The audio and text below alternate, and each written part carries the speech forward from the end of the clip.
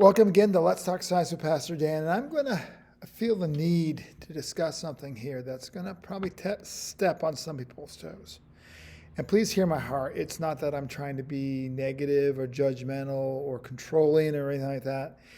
It's just what I've seen from my experience and my desire to be an encouragement to you out there. I've already done a video before on marriage, and one of the things that I've noticed, I've done a total of 5 weddings now. I just did my son's wedding at the beginning of August here, and it took up most of the summer trying to get everything planned up for that, but it was a great time, and we love her and I love him, and I speak the blessing over both of them. But of the 5 weddings I've done, only 2 of them, the one I just performed and my sister-in-law's wedding, remained married. And the other 3 all ended in divorce.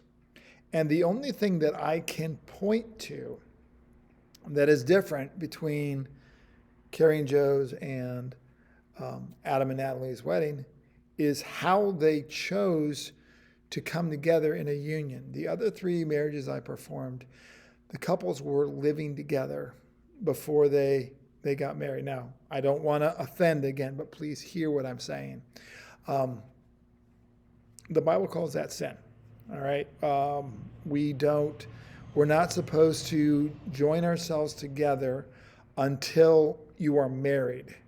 And when you do that, that union is forever. That's what it's supposed to be. I remember one time I was teaching a chemistry class, and one of the students came over and said, well, hey, Mr. Fenner, I need you to pray for my mom. She's having a hard time. My sister moved in with her boyfriend. And I said, well, I'll be praying for her. And his lab partner, who was the valedictorian at the time, said, why do you need to pray for her? And I said, well, you're not supposed to do it that way. And why? I mean, you don't buy a pair of shoes unless you try them on. Marriage is not a pair of shoes. It's not something you can change out. And this whole thing of hooking up, getting together outside of marriage, it does cause spiritual and emotional pain inside of you, even if you don't think it does. The best example I've ever heard of it is like trying to lick a bumper in the middle of winter. If you know anything about cold substances, when that caramel leaves, it's going to take part of you with it. And the same thing happens when we engage in relations outside of marriage. You're going to lose part of your spiritual soul as it's pulled off. And now, I don't want to act like this is unforgivable and you're going to go to hell. No, there is forgiveness. There is healing from the Holy Spirit in that. But understand that that's not God. That's the reason why God did not ordain marriage. Relations outside of marriage is to be kept in a union. If you do look at studies, the best studies have shown that the best relations are by the people that are married, not unmarried. And so as a result, if you commit to one person, and please try to wait, and if you haven't waited, says abstain.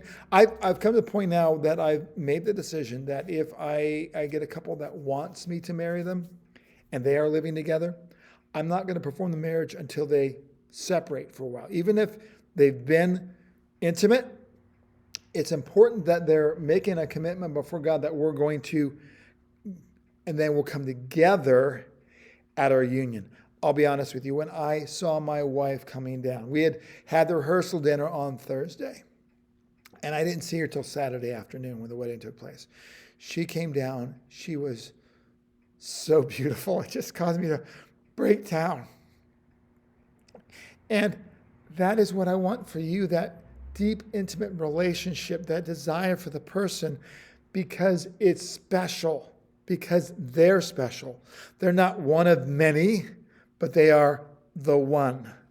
And so, again, that's my thoughts and my prayer for you.